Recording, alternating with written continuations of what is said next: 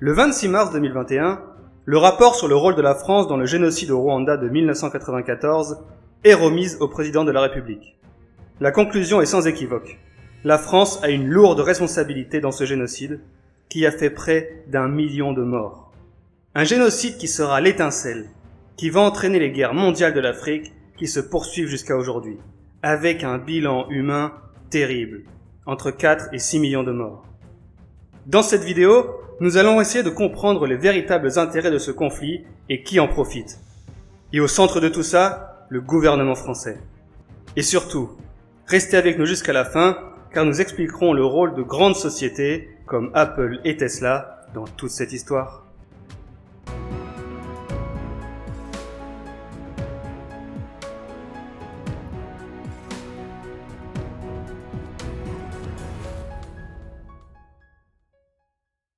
Avant toute chose, qu'est-ce que la guerre mondiale de l'Afrique ?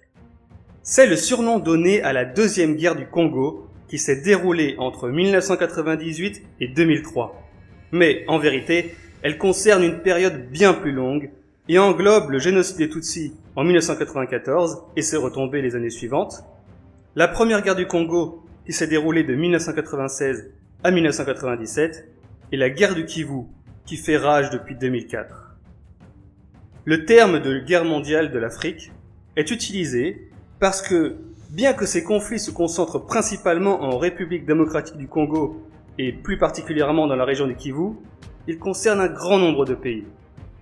Le Rwanda, l'Ouganda, le Burundi, l'Angola, la Namibie, le Zimbabwe, le Tchad et, bien entendu, la République démocratique du Congo. Cette guerre trouve son origine dans le génocide du Rwanda. En 1994, le gouvernement d'ethnie Hutu ordonne le génocide de l'ethnie Tutsi qui fait autour d'1 million de morts. Suite à la reprise du pouvoir par les Tutsis, les populations Hutus fuient le pays par peur des représailles, essentiellement dans l'est du Congo.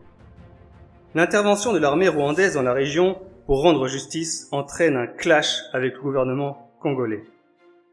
S'ensuit une série de conflits avec la création de nombreuses milices, l'envoi des armées et l'intervention des pays voisins suite aux alliances, dans le but principal de reprendre le contrôle sur la région du Kivu. En plus des gouvernements du Rwanda et du Congo, le principal acteur est le groupe armé M23, qui s'est formé en 2012 et est très présent dans le Kivu jusqu'à aujourd'hui. Chaque camp dénonce les massacres perpétrés par l'autre pour justifier leur intervention, avec, en plus pour le Rwanda, la raison relative à la justice contre les Hutus. C'est le casus belli de chaque camp. Ce qui ne veut évidemment pas dire qu'il n'y a pas d'autres intérêts et intervenants cachés. D'ailleurs, il y a une claire intervention des pays de l'Occident. Leur casus belli, pareil, les massacres perpétrés et justifient donc leur intervention par l'aide humanitaire et la restauration de l'ordre. C'est bien sûr un résumé très simplifié et nous allons y revenir pendant la vidéo. Mais notre but principal n'est pas de raconter la guerre, mais d'en comprendre les intérêts et d'en identifier les responsables. Et quels sont les atouts de cette région ? Sa position stratégique et ses ressources. Deux éléments qui sont, en fait, les raisons de 99% des conflits dans le monde et l'histoire. Il ne faut pas chercher plus loin. Oubliez les raisons religieuses, ethniques, morales, etc. Ces raisons, qui sont les raisons médiatisées, ne sont que des façades pour convaincre une population à entrer dans une guerre. Intéressez-vous avant tout à l'avantage géographique et les ressources. Matières premières, main-d'œuvre, capacités productives, etc. Si vous voulez comprendre les raisons d'un conflit. Et quels sont les avantages géographiques et les ressources de cet endroit ? Prenons d'abord un peu de recul sur l'Afrique. C'est un continent extrêmement riche en matières premières. D'après la Commission économique des Nations Unies, il possède par exemple 54% des réserves mondiales de platine, 78% de diamants, 40% de chrome et 28% de manganèse. Et il en possède de nombreux autres, en énorme quantité, comme le gaz et le pétrole, l'or, le cuivre, le charbon, l'uranium, etc. Le continent possède également un grand territoire de terres arables, et est donc riche en production agricole, café, coton, cacao, arachide, etc. L'Europe a très tôt compris la richesse de l'Afrique. Déjà, en 47 avant Jésus-Christ, Jules César avait fait le siège d'Alexandrie qui avait mené à l'annexion de l'Égypte par l'Empire romain. L'Égypte est ensuite devenue le principal producteur agricole de l'Empire. Au début du XXe siècle, les pays européens se partageaient presque l'entièreté du continent africain au travers de la colonisation, principalement la France et le Royaume-Uni. Ce qui fait du sens, parce que l'Europe est un continent pauvre en ressources en comparaison, et la colonisation lui permet d'avoir un contrôle sur les richesses illimitées de l'Afrique. Regardons maintenant le cas du Congo, et, plus particulièrement, de la région du Kivu. Elle est riche en or, étain, coltan, cobalt, tungstène, diamants, etc. Concrètement, en quoi ces ressources font de cette région un lieu critique pour les intérêts mondiaux? Prenons l'exemple du coltan et du cobalt. On estime qu'entre 60 et 80% des réserves mondiales de ces deux matières se trouvent dans la région du Kivu, ce qui est énorme et représente un quasi-monopole. Mais ces matières ont-elles réellement de l'importance? Eh bien, le coltan est nécessaire dans la production du tantale, qui est utilisé dans la production de composants électroniques comme les condensateurs et les filtres à ondes de surface utilisés dans les portables et les ordinateurs. Il est également utilisé dans l'aéronautique. Le cobalt est utilisé dans les cathodes des batteries lithium-ion et ni-hydrure métallique, ainsi que dans les batteries Ni-CD, donc critique dans la production des portables et voitures électriques. Ainsi, oui, elles ont une énorme importance. Maintenant, les pays occidentaux ont-ils intérêt à ce que cette région riche en matières premières soit plongée dans le chaos de la guerre? Réfléchissons un instant à cette question. Prenons un pays comme les États-Unis, qui est également riche en matières premières, mais son territoire n'est pas en guerre, et son gouvernement est stable. Un tel pays peut donc contrôler l'extraction de ses ressources, il peut encadrer le processus, imposer les profits, les entreprises nationales sont privilégiées. Il est donc très difficile pour les autres pays de s'accaparer leurs richesses et aux entreprises étrangères d'obtenir des droits d'extraction. Imaginez que le Congo soit dans la même situation. Une extraction sécurisée et encadrée de ses innombrables ressources par des entreprises nationales, ce qui enrichirait énormément le pays. La stabilité permettrait également d'utiliser ces ressources pour produire des biens électroniques, aéronautiques, etc. dans le pays même. Ainsi, des pays et des entreprises étrangères profiteraient bien plus difficilement de ces ressources. Mais alors, comment la guerre est une opportunité pour eux? La région du Kivu est instable, ce qui veut dire que le gouvernement ne la contrôle pas. Il a mis en place de nombreuses règles pour encadrer l'extraction, comme l'obligation d'avoir une licence, le paiement d'impôts, etc. Mais elles s'appliquent difficilement là où le chaos règne. D'ailleurs, l'armée et les milices s'affrontent constamment, et les milices ne répondent donc pas au gouvernement. Et elles contrôlent un certain nombre de mines et l'exportation de leurs produits. Les pays et les entreprises étrangères obtiennent ces ressources et, en échange, fournissent les milices en armes, perpétuant ainsi le chaos dans la région. Beaucoup de ces produits passent en contrebande au Rwanda, où les pays et les entreprises étrangères peuvent les acheter à bien meilleur prix que s'ils passaient par le gouvernement congolais. Mais, surtout, ils exercent un contrôle sur l'extraction en détenant un moyen de pression sur les milices.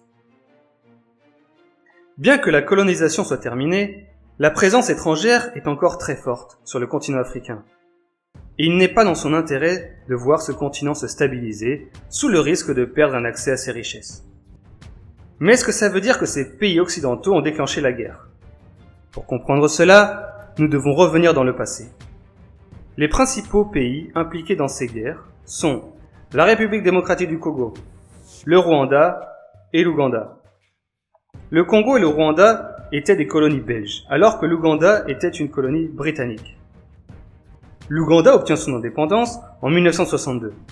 Le général Amin Dada impose sa dictature de 1971 à 1979, puis, après plusieurs années d'instabilité, Yoweri Museveni prend le pouvoir et est réélu systématiquement jusqu'à aujourd'hui. La langue officielle du pays est l'anglais, en plus du swahili. Le Congo obtient son indépendance en 1960. au même moment que son voisin, le Congo, anciennement colonie française. Les deux Congos se différencient par le nom de leur capitale, le Congo-Brazzaville et le Congo-Kinshasa. Après des années d'instabilité, le général Mobutu prend le pouvoir définitivement en 1965 et le gardera jusqu'en 1997. Le Rwanda est un pays divisé en clans, qui peuvent être soit Tutsi, soit Hutu, soit Twa. Mais ce sont les deux premiers qui vont nous intéresser. Étymologiquement, un Tutsi est un propriétaire de bétail, un éleveur, et un Hutu est un agriculteur. Une terminologie qui crée une hiérarchie. Les Tutsis minoritaires, entre 15 et 20% de la population, gouvernent les Hutus, plus de 80% de la population. Pendant la colonisation, la Belgique se reposait principalement sur les Tutsis, augmentant la haine des Hutus envers eux. Le Rwanda obtient son indépendance en 1962 et c'est un Hutu, Grégoire Kayibanda, qui devient président de la République. C'est un retournement de situation. Pendant 30 ans, la tension entre les Hutus et les Tutsis monte, avec des politiques anti-Tutsis comme le licenciement des Tutsis dans les écoles, des massacres de Tutsis et des exodes de Tutsis, notamment vers l'Ouganda. De l'autre côté, les Tutsis répondent par des attaques armées. En 1973, Juvenal Habyarimana, également Hutu, prend le pouvoir. Pendant ce temps, les Tutsis s'organisent en Ouganda et préparent leur attaque avec la création du FPR, Front Patriotique Rwandais. Elle arrive finalement en octobre 1990 et la guerre civile est déclenchée. En août 1993, les parties belligérantes signent les accords d'Arusha pour convenir d'un cessez-le-feu. Seulement, d'un côté, le gouvernement prône la paix, mais de l'autre, il intensifie la haine contre les Tutsis avec la radio et les milices. Le 6 avril 1994, le président meurt dans un attentat sur son avion et plusieurs politiciens sont assassinés. C'est l'étincelle. Le génocide des Tutsis commence le lendemain. En 3 mois, entre 800 000 et 1 million de Tutsis et Hutus modérés sont massacrés. Prenons maintenant un peu de recul sur ces événements et analysons la situation, notamment le rôle des puissances étrangères dans le conflit. Ce qu'il faut comprendre, c'est que, malgré la décolonisation, les pays africains ne sont pas devenus du jour au lendemain complètement indépendants, avec une économie stable et des gouvernements compétents. Généralement, les structures gouvernementales étaient faites pour la colonisation, avec une priorité sur l'extrait de minerais. Et il n'y avait pas d'infrastructure pour éduquer et préparer les populations à reprendre les rênes. En partant soudainement, les populations n'étaient donc pas prêtes à gouverner le pays de manière stable. Les pays africains ont donc souvent dû faire appel aux anciens pays colonisateurs pour les aider, ce qui donnait à ces pays un levier de pression pour faire des demandes. Les États-Unis arriveront rapidement pour prendre ce rôle, notamment dans les pays anglophones, et la guerre d'influence post-colonisation a perduré pendant toute la deuxième moitié du XXe siècle. Des pays comme ceux cités dans la vidéo sont très mal placés dans le classement de l'indice de corruption, avec le RDC autour de la 150e place et l'Ouganda autour de la 140e place. Ce qui facilite la coopération puisque les dirigeants sont bien plus enclins à accepter les ordres des puissances étrangères en échange de pots de vin.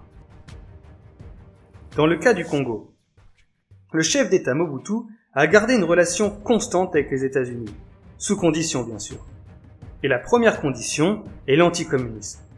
Les États-Unis faisant de cette relation une arme contre son ennemi de la guerre froide. Côté économique, nous pouvons prendre quelques exemples. La Société Générale des Minerais, Sogemin, a signé un contrat de gestion qui lui permettait de récupérer un profit sur les extractions de cuivre. La société allemande des MAG dans la sidérurgie. En 2008, un contrat minier a été signé avec la Chine. D'après Éric Bruylant, journaliste et auteur de Cobalt Blues, le secteur minier est aujourd'hui aux mains des étrangers, et l'État congolais ne touche pas les dividendes de ce secteur minier, de cette richesse qui, de fait, n'est pas redistribuée vers la population. Côté militaire, prenons l'exemple du Rwanda, et nous en arrivons au cœur du sujet. Quel est le rôle de la France dans le génocide du Rwanda, et, plus généralement, de la guerre mondiale de l'Afrique? En 1975, les deux pays signent un accord particulier d'assistance militaire qui inclut du personnel militaire et la fourniture de matériel militaire. L'accord stipule toutefois que le personnel français ne peut en aucun cas être associé à la préparation et à l'exécution d'opérations de guerre, de maintien de rétablissement de l'ordre ou de l'égalité. Cet accord se matérialise avec une présence française militaire permanente au Rwanda. Le 1er octobre 1990, suite à l'attaque du FPR, groupe de Rwandais Tutsis exilés en Ouganda, le président rwandais demande une aide renforcée à la France. Le président François Mitterrand accepte. Dès le premier jour, la France est impliquée dans la guerre civile. Il est important de se rappeler qu'avant l'indépendance, la minorité Tutsi était favorisée par le colonisateur belge. Et, suite à l'indépendance, les Hutus ont pris le pouvoir. Et le ressentiment envers le traitement privilégié des Tutsis avant l'indépendance se matérialise par des persécutions, des exils, des massacres, etc. La France dans tout ça, elle appuie le gouvernement Hutu contre la menace Tutsi, et ce, de manière militaire. Malgré les exactions, la France reste aux côtés du gouvernement et encourage cette animosité. Elle prend parti. Pourtant, tout au long de la guerre, l'ambassadeur français avertit la France qu'il y a un risque de génocide. Le 26 août 1992, en pleine guerre civile donc, un avenant est fait à l'accord militaire pour remplacer le terme de gendarmerie rwandaise à force armée rwandaise sur 2 articles. Article 1 alinéa A. Le gouvernement de la République française met à la disposition du gouvernement de la République rwandaise les personnels militaires français dont le concours lui est nécessaire pour l'organisation et l'instruction de la gendarmerie rwandaise. Article 6. Le gouvernement de la République française assure dans la limite de ses moyens la formation et le perfectionnement de cadres de la gendarmerie rwandaise dans ses écoles militaires. Ce n'est qu'un terme, mais il peut être intéressant de se demander pourquoi ce changement a été fait. Que nous dit cet amendement ?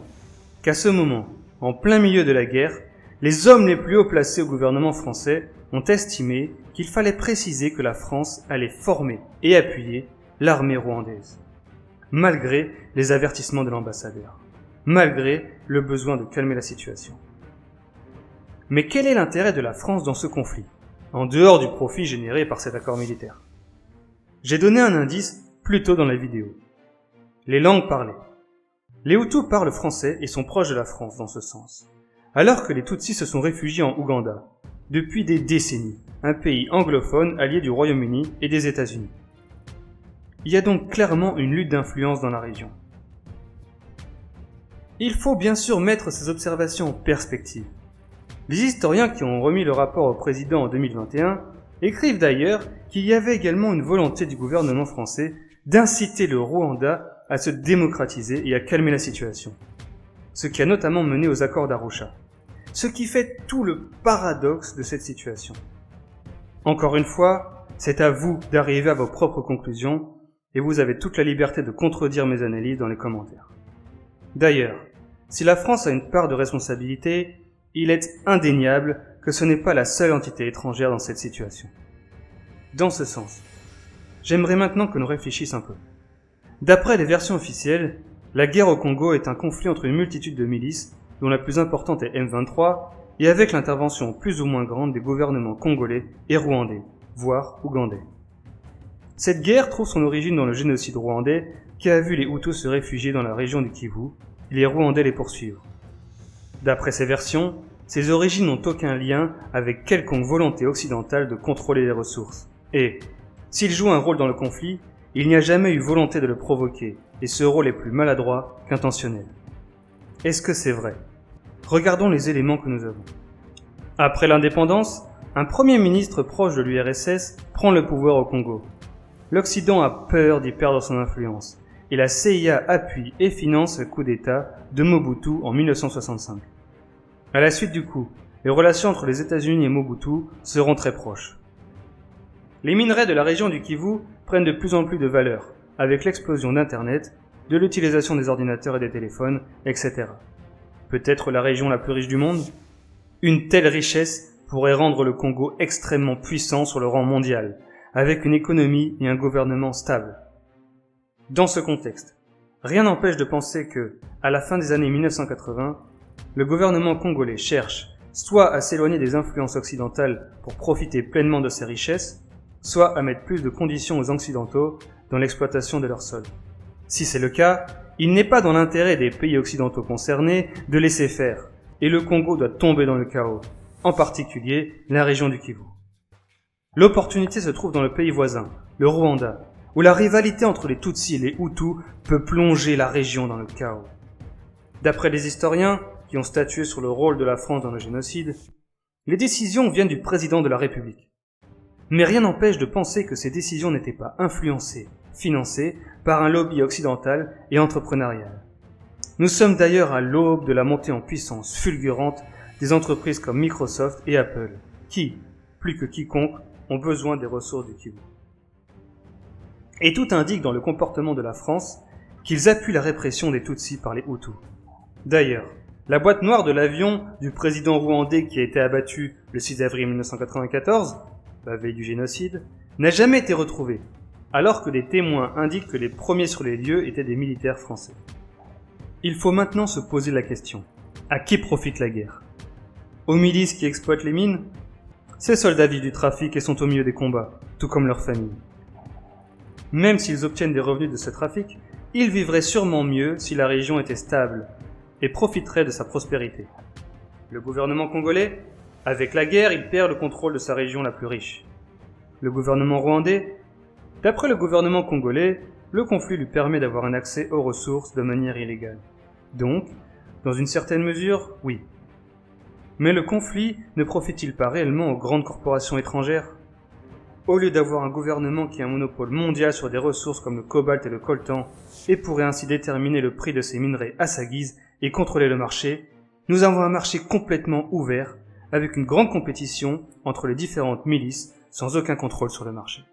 C'est donc le client qui a le contrôle sur les prix. Et le client final, qui est-il? Les grandes corporations. Mais a-t-on entendu parler de ces fameuses corporations dans ce contexte? Eh bien, l'association Global Witness a publié un article en avril 2022 qui dénonce le rôle des sociétés Apple, Tesla et Intel dans ce conflit. En fait, ces entreprises doivent réaliser des due diligence, c'est-à-dire qu'ils doivent faire des études pour s'assurer que la provenance des minerais achetés en Afrique, et en particulier dans cette région, est bien légale. Pour cela, la plupart d'entre elles font appel au service de ITSCI, une entreprise qui s'occupe de faire ces due diligence. Seulement, Global Witness explique que les due diligence de ITSCI sont frauduleuses. Pourquoi? Parce qu'elle appartient à ces mêmes sociétés, Apple, Tesla, Intel, etc. Et comme ces sociétés profitent des bas prix résultant du conflit, il est dans leur intérêt qu'une partie des achats viennent du trafic illégal. Il y a donc clairement un conflit d'intérêts.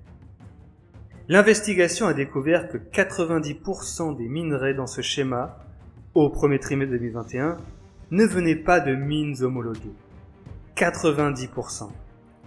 La plupart de ces minerais viennent de mines contrôlées par des milices ou des mines qui font travailler des enfants. En avril 2024, le Congo a formellement accusé Apple d'utiliser des minerais exploités illégalement. Le Congo estime que près d'1 milliard de dollars est perdu annuellement en raison de ce trafic. Et il ne faut bien entendu pas oublier l'industrie de l'armement, dont le revenu annuel en 2023 était de 2 trillions de dollars. Avant de terminer la vidéo, je souhaiterais faire quelque chose que je n'ai jamais fait. Ajouter une note personnelle. Quand j'étais jeune, je le suis toujours, j'étais juste plus jeune. Mon père m'avait donné un livre avec une couverture rouge. Il m'avait dit que c'était un excellent ouvrage qui résumait le génocide au Rwanda. Avant ça, comme beaucoup de monde, je n'en avais jamais entendu parler, et ça m'a ouvert les yeux sur une partie de l'histoire récente, complètement oubliée, et qui fait souffrir beaucoup de personnes. Et je l'ai découvert parce que mon père souhaitait partager cette connaissance. Comme ce livre l'a fait pour moi, j'espère que cette vidéo pourra ouvrir cette partie du monde à beaucoup de gens. Une partie du monde qui n'est pas si loin de chez nous. Une partie du monde où la population parle la même langue que nous, et avec qui nous partageons une identité commune. Parce que nous faisions partie de la même nation il y a peu. Vous n'êtes pas les meurtriers dans ce crime, mais vous êtes des humains, tout comme les personnes qui souffrent là-bas, dont le but principal, comme le vôtre, est de protéger ce qui leur est cher. Mais pour eux, au milieu des bombes, des massacres et autres atrocités, c'est très difficile. J'espère que nous pouvons tous participer à améliorer la situation, même si ce n'est qu'en partageant cette connaissance. D'ailleurs, cette situation semble pire que jamais, avec la resurgence du M23 et l'intensification des combats. Il semble même que les deux pays sont sur le point d'entrer en guerre ouverte. En ce qui concerne l'intervention externe, la Chine semble aujourd'hui avoir pris la place des États-Unis dans la région, avec notamment de nombreux projets de construction dans le pays. Est-ce que c'est une bonne chose pour le Congo et plus généralement le continent africain? Ou est-ce que ça ne fera que les enchaîner un peu plus aux intérêts étrangers? C'est une question qu'il nous faudra répondre dans une autre vidéo. Donc, n'hésitez pas à vous abonner à notre chaîne pour ne rien rater de tout ça.